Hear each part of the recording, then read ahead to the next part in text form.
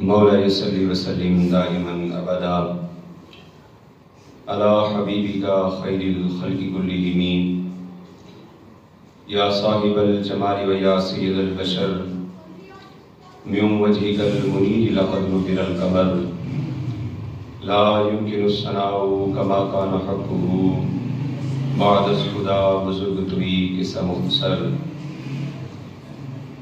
بندہ پروردگارم امت احمد نبی بندہ پروردگارم امت احمد نبی دوست دار چار یارم تابع اولاد علی مذہب حنفیہ دارم ملت حضرت خلیل خاک پائے غوث اعظم زیر سایہ ہر ولی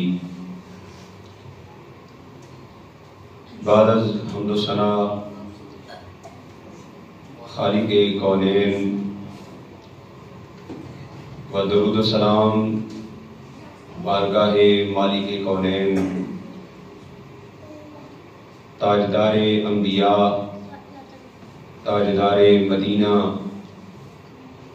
تاجدار ختم نبوت جناب احمد مجتبی حضرت محمد مصطفیٰ صلی اللہ علیہ وسلم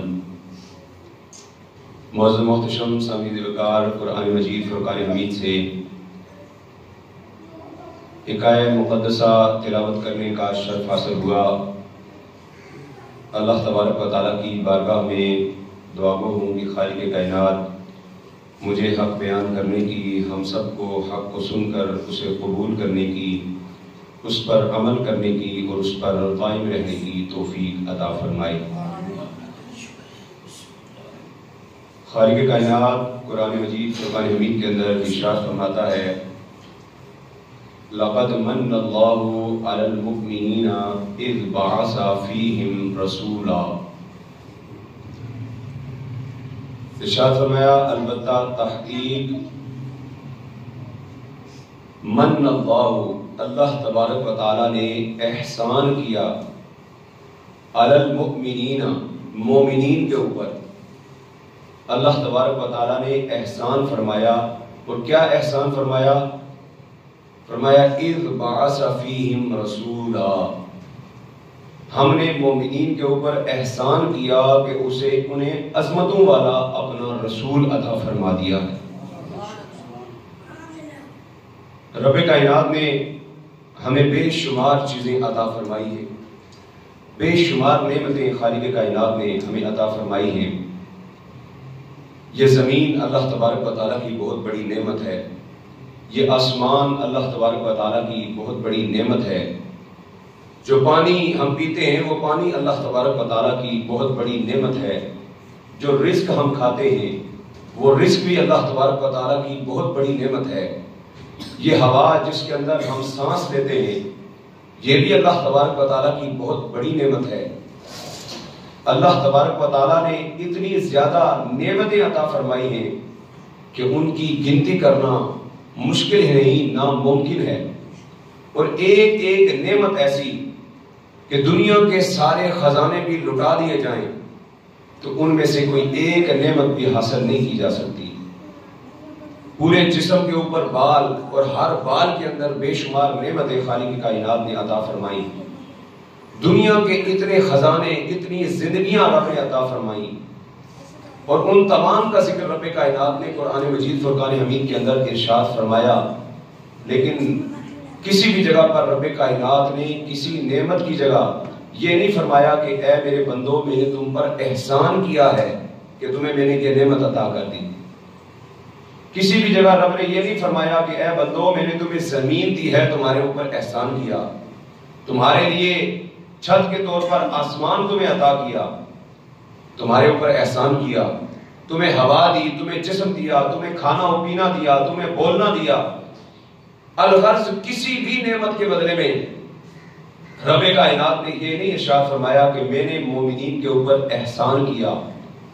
لیکن جب باری آئی احمد مجتبی کی، جب باری آئی محمد مصطفیٰ کی، جب باری آئی آمینہ کے لال کی، جب باری آئی رب کے سب سے لاڈلے اور پیارے محبوب نبی کی، تو رب کائنات نے فرمایا اے مومنو میں نے تم پر احسان کیا ہے کہ تمہیں اپنا محبوب عطا کر دیا. فرمایا میں نے تم پر احسان کیا ہے. من اللہ، احسان کا لفظ ارشاد فرما کر رب کائنات نے بتایا کہ میں نے تمہیں سب سے بڑی نعمت عطا کر دی ہے. سب سے بڑی نعمت. رب تبارک و تعالیٰ سے بندے جو بھی چیز طلب کرتے ہیں رب کائنات عطا فرما دیتا ہے. ہم نے اپنے رب سے رزق مانگا، رب نے وافر مقدار میں ہمیں عطا فرمایا. رب کے خزانے میں کوئی کمی نہیں آئی. ہم نے رب تبارک و تعالیٰ سے اولاد مانگی، رب تبارک و تعالیٰ نے ہمیں بہترین اولادیں عطا فرمائی، لیکن رب کے خزانے کے اندر کسی چیز کی کمی نہیں آئی. ہم نے خالق کائنات سے صحت مانگی، رب نے صحت عطا فرمائی، زندگی عطا فرمائی، اچھا جسم عطا فرمایا، لیکن رب کے خزانے کے اندر کوئی کمی نہیں آئی. رب کائنات نے دنیا کی ہر نعمت عطا فرمائی، لیکن رب کے خزانے کے اندر کوئی ذرہ برابر بھی کمی واقع نہیں ہوئی.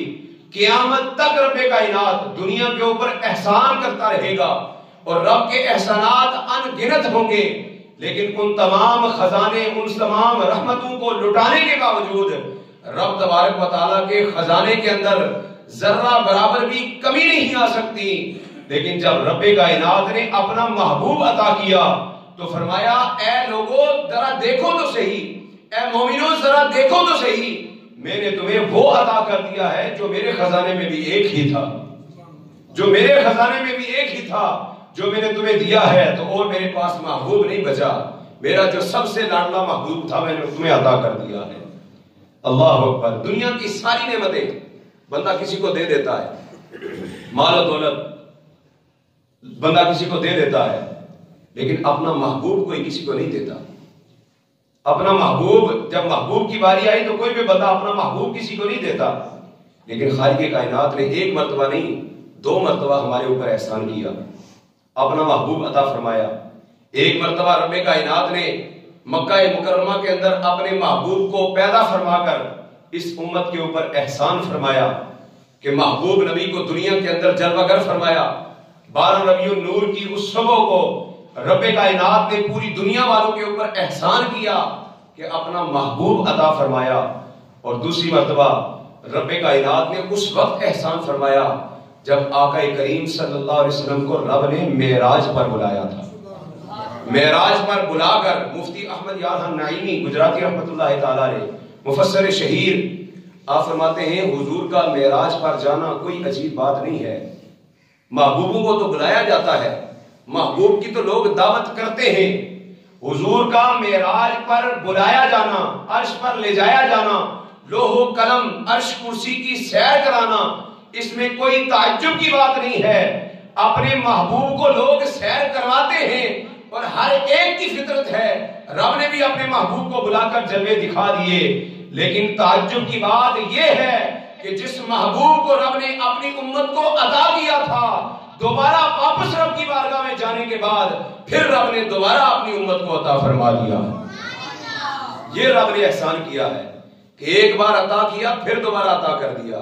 اللہ اکبر. اسی لیے تو کہتے ہیں نا انداز حسینوں کو سکھائے نہیں جاتے، انداز حسینوں کو سکھائے نہیں جاتے، جو امی لقب ہوں وہ پڑھائے نہیں جاتے، اور ہر ایک کا حصہ نہیں دیدار نبی کا، ہر ایک کا حصہ نہیں دیدار نبی کا. ارے ابو جہل کو محبوب دکھائے نہیں جاتے. ابو جہل نے بھی حضور کو دیکھا، ابو بکر نے بھی دیکھا. ابو جہل نے حضور صلی اللہ علیہ وسلم کو دیکھا تو کہنے لگا اے محمد تیرے جیسا برا پوری دنیا کے اندر میں نے نہیں دیکھا. پوری دنیا میں جتنی نفرت مجھے تجھ سے ہے اتنی نفرت مجھے کسی سے نہیں ہے. وہ گیا، حضور نے فرمایا تو نے ٹھیک کہا ہے. وہ چلا گیا. ابو بکر صدیق رضی اللہ تعالیٰ عنہ آئے، عرض کرنے لگے یا رسول اللہ صلی اللہ علیہ وسلم پوری دنیا کے اندر جتنی محبت مجھے آپ سے ہے کائنات میں اور کسی کے ساتھ نہیں ہے. یا رسول اللہ جتنی محبت آپ سے کرتا ہوں. حضور نے فرمایا تو نے بھی سچ کہا. اللہ اکبر. صحابہ نے عرض کی یا رسول اللہ ابو جہل نے آپ کو برا بلا کہا کہ آپ جیسا برا نہیں دیکھا. تو یا رسول اللہ آپ نے کہا تو نے سچ کہا. ابو بکر نے کہا آپ جیسا اچھا کوئی نہیں دیکھا، آپ سب سے حسین ہیں. تو آپ نے کہا تو نے بھی اچھا کہا، وجہ کیا ہے؟ تو حضور اکرم صلی اللہ علیہ وسلم نے ارشاد فرمایا اے میرے صحابہ ابو جہل کی غلاظت والی نگاہ تھی، اس نے میں آئینہ ہوں، رخ مصطفیٰ آئینہ ہے، فرمایا اس نے مجھے اپنے آپ کو دیکھا تو خود کو برا کہا، ابو بکر نے مجھے دیکھا تو ابو بکر کو اپنا آپ نظر آیا، ابو بکر نے گویا اپنے آپ کو ہی اچھا کہہ دیا ہے۔ محبوب کی صنعتوں کو کرنے والا پیدا ہی نہیں ہوا۔ اللہ اکبر۔ رب کائنات نے وہ عظمتیں اور وہ شان رب کائنات نے ہمیں عطا فرمائی ہیں۔ اللہ اکبر۔ کیونکہ یہ ساری کائنات صرف حضور کو عطا کرنا رب کی نعمت نہیں، بلکہ حضور کے صدقے سے یہ ساری کائنات رب نے تخلیق فرمائی ہے۔ رب نے ارشاد فرمایا لولا لما خلقت الافلاق، اے محبوب اگر تجھے پیدا کرنا مقصد نہ ہوتا ہم زمین و آسمان کو نہ بناتے۔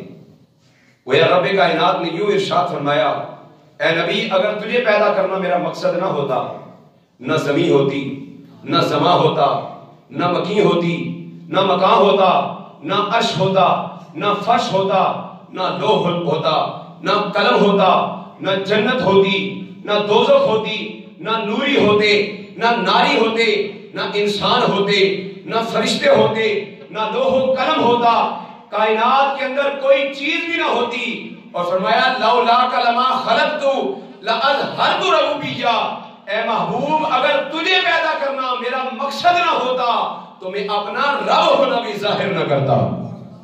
بلند آواز سے کہنا سبحان اللہ۔ رب نے فرمایا اے محبوب تجھے پیدا کرنا میرا مقصد نہ ہوتا تو میں اپنا رب ہونا بھی ظاہر نہ کرتا، اپنی ربوبیت کا بھی اظہار نہ کرتا۔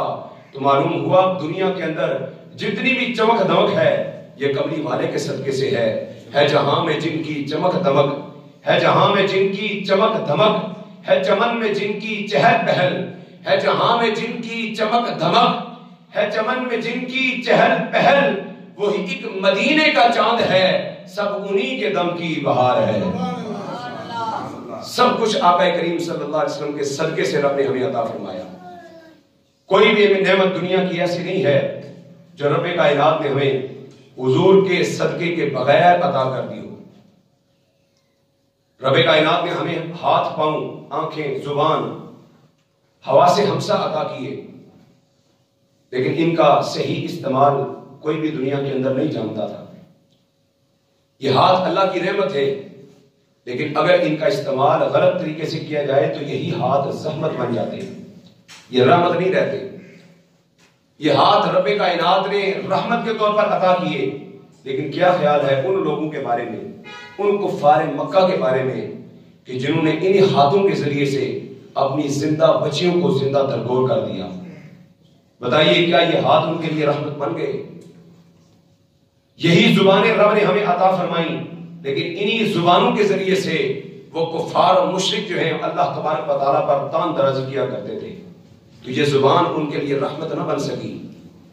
یہ جسم یہ صحت اللہ تبارک و تعالیٰ نے عطا فرمائی، لیکن اس کے ذریعے سے وہ کفار مکہ جو گمراہی کے گھٹا ٹوپ اندھیروں کے اندر ڈوبے ہوئے تھے، وہ اسی طاقت کا استعمال لوگوں پر ظلم کرنے کے لیے کرتے تھے۔ تو یہ ساری نعمتیں ان کے لیے نعمتیں نہیں تھیں بلکہ زحمتیں بن گئی۔ آج تک وہ قبر کے اندر عذاب کے اندر مبتلا ہیں، اور بروز محشر بھی وہ عذاب کے اندر ہی مبتلا رہیں گے۔ ہمیشہ ہمیشہ کے لیے رب نے عذاب کا مستحق بنا دیا ان کو۔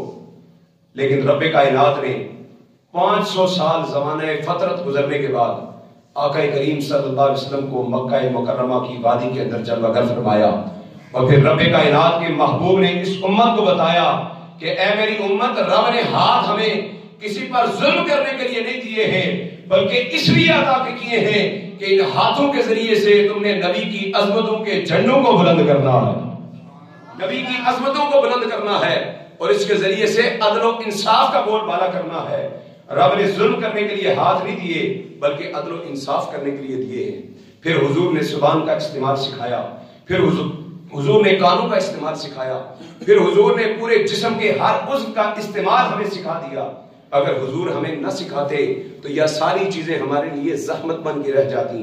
حضور آئے، رحمت بن کے آئے، اور ہمارے جسم میں جو نعمتیں رب نے ہمیں عطا کی تھیں ان ساری چیزوں کو اللہ تبارک و تعالیٰ نے حضور کے صدقے سے ہمارے لیے رحمت بنا دیا۔ یہ اللہ تبارک و تعالیٰ کا فضل ہوا۔ اور پھر جب انسان دنیا سے جاتا ہے روح جب قفز انسری سے پرواز کرتی ہے تو یہ جسم جس کے اوپر انسان کو ناز ہوتا ہے یہ ساتھ چھوڑ دیتا ہے.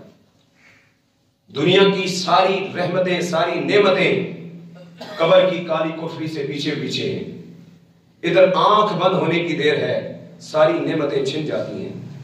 جن ہاتھوں کے اوپر انسان کو ناز ہوتا ہے, جن ہاتھوں کی طاقت اور قوت پر بندہ ناز کرتا ہے, غرور کرتا ہے, جو ہی آنکھ بند ہوتی ہے موت آتی ہے فوری طور پر وہ ہاتھ کام کرنا چھوڑ دیتے ہیں. جن نظروں کی وسعت کا اسے بڑا فخر ہوتا ہے, بڑا ناز ہوتا ہے, وہ آنکھیں بند ہو جاتی ہیں. دیکھنا سننا چلنا ہر چیز بند ہو گئی. جو مال اپنا ساری زندگی لگا کر کمایا تھا اس مال کے اوپر اب غیروں کا قبضہ ہو گیا. اب اعزا اقربا بیٹوں نے اس کے اوپر آ کر قبضہ کر لیا. مال بھی اپنا نہ رہا. اللہ اکبر. اگر کسی نے احسان کیا تو فقط اتنا کہ اٹھا کر ہمیں قبر کے اندر ڈال دیا, اور وہ قبر کے اندر ڈال کر اوپر منو مٹی ڈال دی. قبر کے اندر کوئی پوچھنے والا نہیں ہوتا, قبر کے اندر کوئی پوچھنے والا نہیں ہوتا. ارے شمع بھی چلاؤ تو اجالا نہیں ہوتا. قبر کی کالی کوٹری سے پہلے دنیا کی ساری نعمتیں ختم ہو گئیں. نہ ہمارے ہاتھوں نے ساتھ دیا, ہمارے مضبوط جسم نے نہ ساتھ دیا, نہ ہمارے بچوں نے ساتھ دیا, نہ ماں باپ نے ساتھ دیا, نہ اعزا و اقربا نہ دوستوں نے ساتھ دیا. اگر قبر میں بھی کسی نے ساتھ دیا ہے تو وہ آمینہ کا لال رحمت بن کے قبر میں بھی آ گیا. قبر میں بھی اگر کسی نے ہمارا ساتھ دیا ہے تو وہ قبری والے ہیں. قبری والے نے قبر و حشر کے اندر ہمیں ساتھ دے کر بتا دیا کہ رب کائنات نے مجھے اتنی بڑی رحمت بنا کر بھیجا ہے کہ رب کائنات نے جتنی نعمتیں عطا کی ہیں وہ چھن جانے کے باوجود بھی یہ میں نعمت جو ہے وہ رب کی قبر میں بھی کام آنے والی ہے, حشر میں بھی کام آنے والی ہے. اور اسی نعمت اور رحمت کے صدقے سے اللہ تبارک و تعالی ہمیں جنت کا ٹھکانہ بھی عطا فرمائے. آقا کریم صلی اللہ علیہ وسلم کو رب کائنات نے مبعوث فرمایا تو فرمایا لقد من اللہ, میں نے تم پر احسان کیا. کیوں احسان کیا؟ علی المؤمنین اذ بعث فیہم رسولا منہم یتلو علیہم آیاتہ ویزکیہم. فرمایا یہ رسول تمہیں میں سے ہے اور تمہارے اوپر رب کی پاکیزہ آیتوں کی تلاوت کرتا ہے اور تمہارے قلوب و اذہان کو منور کرتا ہے. کہے نا سبحان اللہ. حضور کے صدقے سے ہی ہمارا سینہ روشن ہوتا ہے. فرمایا یہ محبوب نبی تمہارے سینے کو روشن کرتا ہے, تمہارے سینے کو پاک کرتا ہے. آقا کریم صلی اللہ علیہ وسلم نے کس طرح ساری دنیا کے انسانوں کو پاک کیا. حضرت ابو بکر صدیق آئے تو وہ صدیق اکبر بن گئے, حضرت عمر آئے تو وہ فاروق اعظم بن گئے, حضرت عثمان آئے تو وہ ذوالنورین بن گئے, حضرت علی آئے تو وہ حیدر کرار بن گئے. اس طرح مکہ کے گمراہیوں میں ڈوبے ہوئے لوگوں کو آقا کریم صلی اللہ علیہ وسلم نے ہدایت عطا فرمائی کہ وہ سارے گناہوں سے کی غلاظتوں سے پاک ہو کر صاف اور ستھرے ہو کر حضور کی بارگاہ میں حاضر ہو گئے. تو رب کائنات نے ارشاد فرمایا اے محبوب تو نے اپنی امت کے ان لوگوں کو گناہوں کی آلودگیوں سے پاک کیا ہے. اے محبوب میں رب ہو کے وعدہ کرتا ہوں تو اپنی امت کو غلاظتوں سے پاک کرتا جا, میں تیری آل کو غلاظتوں سے خود پاک کرتا جاؤں گا. تیری آل کو پاک کرنا رب کا کام ہے, تیرا کام ہے بس ان کی تربیت کرنا. آقا کریم صلی اللہ علیہ وسلم نے ہمیں کتاب و حکمت بھی سکھائی. وَيُعَلِّمُهُمُ الْكِتَابَ وَالْحِكْمَةَ.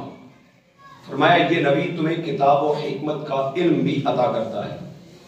رب کائنات نے دنیا کے اندر بے شمار علوم ہیں, کسی علم کو سکھانے کے لیے رب نے نبی نہیں بھیجا. سائنسی علوم سکھانے کے لیے رب کائنات نے کسی نبی کو مبعوث نہیں فرمایا. دیگر دنیا کے اندر بڑے بڑے علوم ہیں, کسی علم کو بھی سکھانے کے لیے رب نے نبی پیدا نہیں کیے, نبی نہیں بھیجے. لیکن رب تبارک و تعالیٰ کی کتاب قرآن یہ کتنی عظمتوں والی کتاب ہے کہ جس کو سمجھانے کے لیے رب نے خود اپنا محبوب عطا فرمایا ہے. آقا کریم صلی اللہ علیہ وسلم دنیا والوں کو کتاب و حکمت سکھاتے ہیں. ہم سکولوں کے اندر جا کر تعلیم حاصل کرتے ہیں. ایک ہی سکول کے اندر ایک ہی کلاس کے اندر ایک بچہ تعلیم حاصل کرنے کے لیے جاتا ہے تو ایک ہی کلاس کے مختلف سبجیکٹ مختلف اساتذہ سے پڑھتا ہے. ایک ہی استاد کے پاس سارے سبجیکٹ نہیں پڑھتا, مختلف اساتذہ سے. سائنسی علوم کسی اور سے سیکھ رہا ہے, میتھمیٹک کسی اور سے سیکھ رہا ہے، انگریزی اور دیگر علوم کسی اور سے سیکھ رہا ہے، دنیا کا ہر علم سکھانے کے لیے الگ معلم ہے، الگ ٹیچر ہے، الگ پروفیسر ہے، لیکن آقا کریم صلی اللہ علیہ وسلم کے صدقے سے رب کائنات نے مدینہ طیبہ کے اندر وہ عظیم یونیورسٹی قائم فرمائی کہ جس یونیورسٹی کے اندر رب کائنات کے محبوب نے، اکیلے ٹیچر نے، اکیلے پروفیسر نے، اکیلے لیکچرار نے، ایک ہی مدرسے کے اندر، ایک ہی یونیورسٹی کے اندر رب نے اپنے امتیوں کو سارے دینی علوم بھی سکھا دیے، سارے دنیاوی علوم بھی سکھا دیے۔ سارے علوم رب کائنات نے اپنے محبوب کے صدقے سے، قرآن کے صدقے سے اپنی امت کو عطا فرما دی۔ وَيُزَكِّيهِمْ، ہر ایک انسان کو اپنے استاد سے محبت ہوتی ہے، اپنے اساتذہ کی تعریفیں کرتا ہے ہر شخص۔ حضرت انس رضی اللہ تعالیٰ عنہ سے پوچھتے ہیں، آپ بتائیے جس نبی کے پاس آپ نے ساری تعلیمات حاصل کی ہیں، جس نبی نے استاد بن کر آپ کی تربیت کی ہے، اے انس ذرا بتائیے تو صحیح کہ آپ کے وہ نبی، وہ عظمتوں والے نبی، وہ رحمتوں والے نبی وہ کیسے تھے؟ تو حضرت انس بن مالک رضی اللہ تعالیٰ عنہ آپ خود ارشاد فرماتے ہیں، حضرت امام مسلم نے، حضرت امام بخاری نے، امام صحیح ترمذی نے اس روایت کو نقل فرمایا۔ حضرت انس رضی اللہ تعالیٰ عنہ حضور کی تعریف، حضور کی عظمت بیان کرتے ہوئے آپ فرماتے ہیں حضور صلی اللہ علیہ وسلم کا مبارک جسم اتنا بابرکت تھا کہ دنیا کی کوئی بھی خوشبو حضور کے مبارک جسم کی خوشبو کا مقابلہ نہیں کر سکتی تھی۔ بلند آواز سے کہنا سبحان اللہ۔ آقا کریم صلی اللہ علیہ وسلم کے جسم سے ایسی خوشبو آتی تھی کہ دنیا کی کوئی بھی خوشبو اس کا مقابلہ نہیں کر سکتی تھی۔ اور پھر فرمایا حضور کے مبارک ہاتھ اتنے نرم تھے، دنیا میں سب سے نرم چیز جو ہے وہ ریشم ہے۔ حضرت انس فرماتے ہیں حضور کے مبارک ہاتھ اتنے نرم تھے کہ ریشم بھی اس کے مقابلے کے اندر کوئی حیثیت نہیں رکھتا۔ بتاؤ اے انس کے حضور کا چہرہ کیسا تھا؟ تو حضرت انس رضی اللہ تعالیٰ عنہ فرماتے ہیں حضور اکرم نور مجسم صلی اللہ علیہ وسلم کا مبارک چہرہ اتنا حسین تھا، اتنا حسین تھا، اتنا حسین تھا کہ آقا کریم صلی اللہ علیہ وسلم جب وضو کے لیے پانی لے کر اپنے مبارک چہرے کے اوپر پانی ڈالا کرتے تھے تو پانی کے قطرے حضور کے مبارک چہرے پر ایسے چمکا کرتے تھے جیسے موتی اور ہیرے چمک رہے ہوتے ہیں۔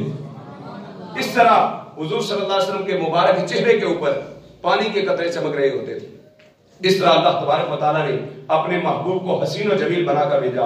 کائنات کے اندر حضور کی کوئی مثال نہیں ملتی۔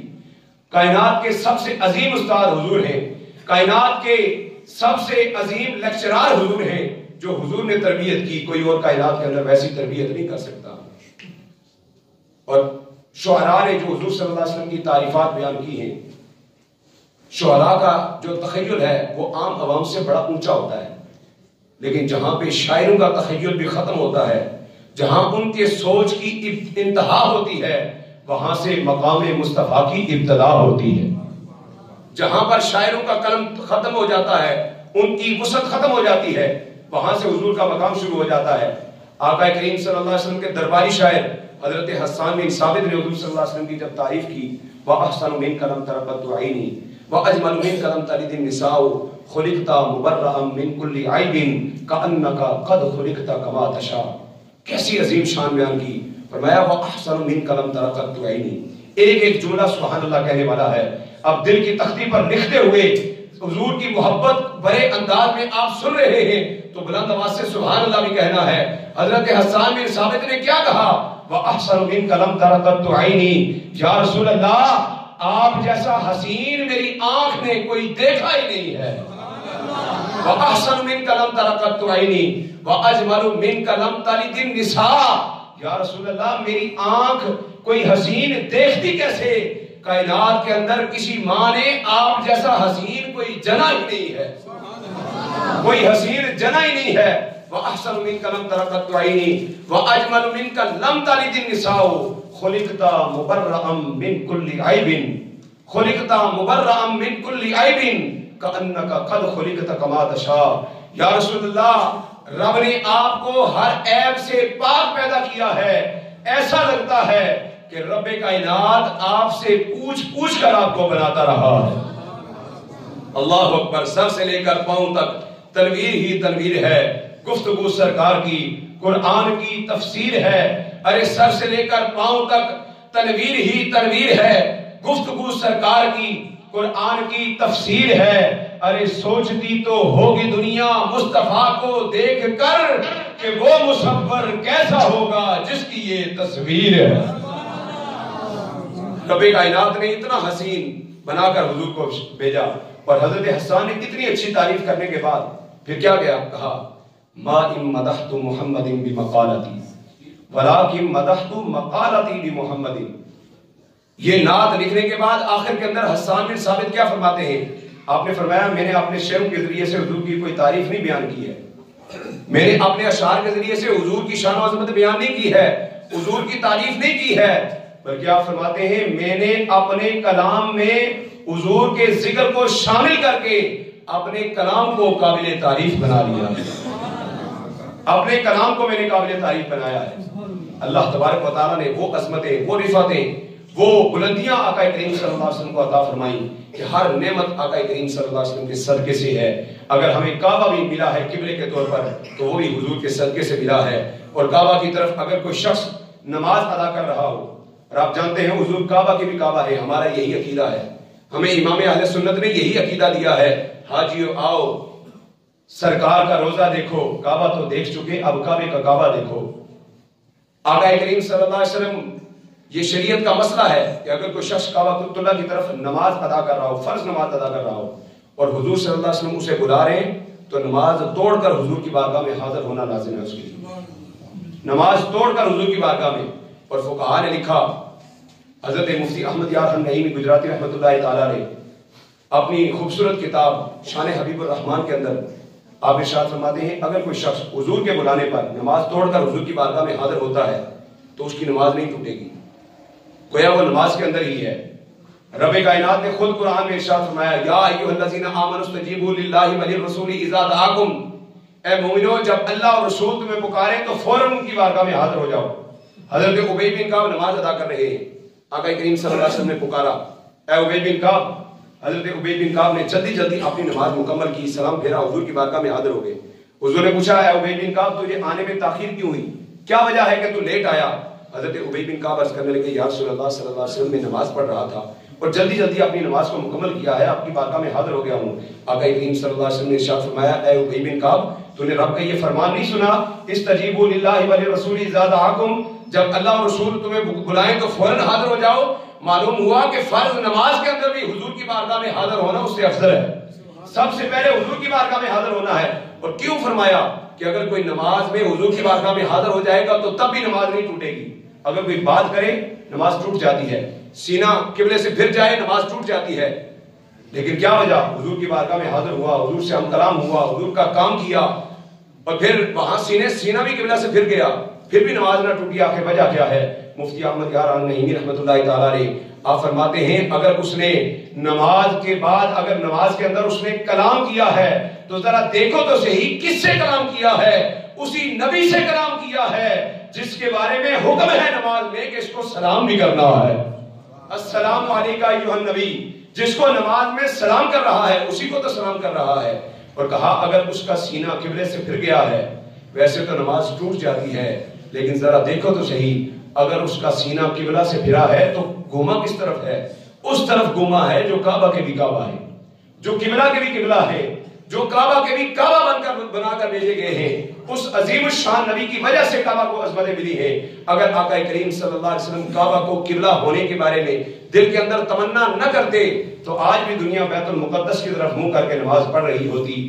آج دنیا کے اندر جتنے بھی عشاقان مصطفیٰ، بڑے بڑے اولیاء، غوث، قطب، ابدال، صحابہ، جتنے بھی اسلاف نے کعبۃ اللہ کی طرف منہ کر کے نماز پڑھی ہے تو یہ حضور کے صدقے سے کعبہ کو عظمتیں ملی ہیں۔ جب اتنی عظمتوں والا نبی ہمیں رب نے عطا کر دیا تو اس کی بارگاہ میں ان کے ترانے پڑھنے چاہیے کہ نہیں؟ ان کا میلاد منانا چاہیے کہ نہیں؟ ان کی بارگاہ میں درود و سلام پڑھنا چاہیے کہ نہیں؟ ہم کہتے ہیں جی ہمیشہ آپ درود پڑھیں، ہر سال ہم ربیع الاول شریف آتا ہے، میرا یہ اعلان ہوتا ہے جہاں پر میں بھی ہوں، میرے مقتدیوں سے میرا یہ اعلان ہوتا ہے کہ آپ درود کی کثرت کریں اور درود شریف جو ہے وہ حضور کی بارگاہ میں کثرت سے پڑھیں۔ لوگ اعتراض کرتے ہیں کہ ہر وقت درود ہی پڑھتے رہو گے، استغفار کب پڑھو گے، اب رب کی بارگاہ میں معافی کب مانگو گے، دعا کب مانگو گے؟ یہ سارا کام کدھر جائے گا اگر درود ہی پڑھتے رہو گے تو اور کام کدھر جائیں گے؟ تو اس پر میں ایک روایت آپ کے سامنے پیش کرتا ہوں. صحابی رسول آقا کریم صلی اللہ علیہ وسلم کی بارگاہ میں حاضر ہوئے، عرض کرنے لگے یا رسول اللہ صلی اللہ علیہ وسلم میرا دل چاہتا ہے کہ میں آپ کی بارگاہ میں کثرت سے درود پڑھا کروں. صحابہ کا دل چاہتا تھا نا. عرض کی یا رسول اللہ میرا دل چاہتا ہے میں آپ پر درود پڑھا کروں. حضور نے فرمایا اچھا ہے. عرض کی یا رسول اللہ میرے فرائض و واجبات کی ادائیگی کے بعد اپنا مخصوص وقت جو اوراد و وظائف کا وقت ہے اس کو میں نے 3 حصوں کے اندر تقسیم کیا ہے. ایک حصہ میں آپ پر درود پڑھتا ہوں اور باقی 2 حصے باقی ذکر اذکار اور دعائیں کرتا ہوں. آقا کریم صلی اللہ علیہ وسلم نے فرمایا اچھا ہے، تیرا عمل اچھا ہے، لیکن اگر درود کی مقدار بڑھ جائے تو تیرے لیے بہتر ہے. صحابی نے عرض کی یا رسول اللہ میں ایسا کرتا ہوں کہ میں فرائض و واجبات کے بعد جو وقت بچتا ہے اس کے 2 حصے کر دیتا ہوں. آدھا وقت میں باقی اوراد و وظائف کروں گا اور آدھا وقت آپ پر درود پڑھتا رہوں گا. حضور نے فرمایا اچھا ہے، لیکن اگر درود کی مقدار، درود کا ٹائم بڑھ جائے تو تیرے لیے بہتر ہے. صحابی جب 2-3 بار ہم کلام ہوئے، 2-3 بار جب باتیں سنی تو سمجھ گئے. فرمایا کہ جس کی طرف حضور اشارہ فرما رہے ہیں کیوں نہ وہی کام کروں. فرمانے لگے یا رسول اللہ پھر ایسا کرتا ہوں کہ جو فرائض و واجبات کے بعد مجھے وقت ملے گا جن میں اوراد و وظائف کرتا ہوں، میں کوئی ورد وظیفہ نہیں کروں گا، کوئی اوراد و وظائف نہیں کروں گا، حتیٰ کہ میں دعا بھی نہیں کروں گا. یا رسول اللہ سارا وقت آپ کی بارگاہ میں درود بھیجتا رہوں گا. جب صحابی رسول نے یہ ارشاد فرمایا، آقا کریم صلی اللہ علیہ وسلم نے ارشاد فرمایا اذ یکفی ہمک یغفر لک ذنبک، اگر تو یہ عمل کرے، حدیث کے الفاظ ہیں، حضور نے فرمایا اگر تو ایسا کرے کہ جتنا وقت تجھے نماز فرض ادا کرنے کے بعد، واجبات کے بعد جو وقت ملتا ہے، تو سارے وقت کے اندر اگر میری بارگاہ کے اندر درود ہی بھیجتا رہے تو سن میں تجھے خوشخبری سناتا ہوں اللہ تبارک و تعالیٰ تجھے اتنی رحمتیں عطا کرے گا، اتنی نعمتیں عطا کرے گا کہ جو نعمتیں لوگوں کو دعائیں مانگنے کے بعد ملتی ہیں تجھے بغیر مانگے رب کائنات عطا فرما دے گا، تجھے بنا مانگے مل جائیں گی. اس لیے ہم کہتے ہیں کہ کثرت کے ساتھ درود پڑھا کریں. لہذا آپ خود بھی درود پڑھیں اپنی اعزاء اقربا کو. پچھلے سال ماشاءاللہ ہم نے یہ سلسلہ شروع کیا تو گھروں سے ہماری ماں بہنوں نے بڑی کثیر تعداد میں درود شریف جو ہے وہ پڑھ کر بھیجا. اور اس بات میرے دل کے اندر یہ تمنا ہے، یہ ارادہ رکھتا ہوں، یہ نیت رکھتا ہوں اللہ تبارک و تعالیٰ تکبیر کی توفیق عطا فرمائے کہ ہم سب مل کر دن کے اندر کم از کم 313 مرتبہ، فقہا فرماتے ہیں کہ اگر بندہ حضور کی بارگاہ میں درود پڑھے، کسی کے دل کے اندر حضور کی محبت نہ ہو تو دن میں صرف 313 مرتبہ حضور کی بارگاہ میں درود بھیجے، انشاءاللہ اس کے دل کے اندر عشق مصطفیٰ پیدا ہو جائے گا. لہذا اپنی آنے والی نسلوں کو، اپنے اہل خانہ کو درود شریف جو ہے وہ پڑھنے پر لگائیں تاکہ کثرت کے ساتھ اس ماہ کے اندر، جس طرح میری یہ دل کی تمنا ہے، کیا ہی اچھا ہو کہ جس طرح ہر سال میلاد آتا ہے ہم نئے جھنڈے خریدتے ہیں یا پرانے جھنڈے پچھلے جو ہے وہ سنبھال کر رکھے ہوتے ہیں وہ اپنے بکسوں سے، اپنی پیٹیوں سے باہر نکالتے ہیں، کیا ہی اچھا ہو کہ جو ہی ربیع الاول کا مہینہ آئے ہم اپنی تسبیحیں بھی ہاتھوں کے اندر لے لیں اور حضور کی بارگاہ میں درود پڑھنا شروع کر دیں. کیا ہی اچھا ہو کہ یہ عمل ہم شروع کر دیں کہ حضور کی بارگاہ میں، کیونکہ اس سے بڑھ کر کوئی میلاد نہیں ہے، اس سے بڑھ کر کوئی میلاد ہو ہی نہیں سکتا کہ حضور کی تعریفیں بیان کرنی ہے، حضور کی بارگاہ میں درود شریف پڑھنا شروع کر دیں. بس یہی سب سے بڑا میلاد ہے. اور آقا کریم صلی اللہ علیہ وسلم کی بارگاہ میں درود پڑھنا یہ ایسا عمل ہے جو کسی بھی صورت کے اندر رد نہیں ہوتا، یہ ہمیشہ اللہ تبارک و تعالیٰ کی بارگاہ میں مقبول ہوتا ہے. تو میں چاہتا ہوں ہم سب مل کر کم از کم اس بار 10 لاکھ مرتبہ حضور صلی اللہ علیہ وسلم کی بارگاہ میں درود پیش کریں. آپ میرا ساتھ دیں گے؟ بلند آواز سے کہیں نا جو ساتھ دیں گے. اللہ عمل کی توفیق عطا فرمائے.